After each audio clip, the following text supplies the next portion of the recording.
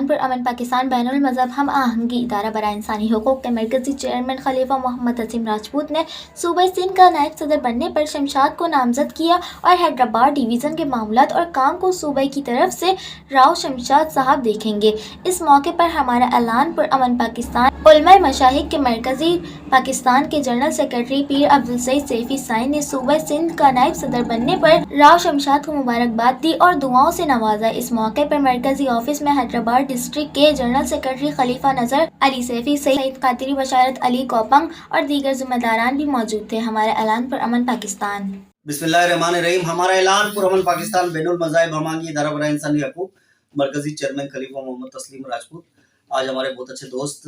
راؤ شمشاد صاحب کو ہم صوبہ سندھ کا نائب صدر ہمارا اعلان پر امن پاکستان کا نامزد کرتے ہیں، اور آج سے یہ صوبہ سندھ کی نائب صدر کی حیثیت سے حیدرآباد ڈویژن کو دیکھیں گے مرکز کی طرف سے، اور تمام ذمہ داران ہمارا اعلان پر امن پاکستان کے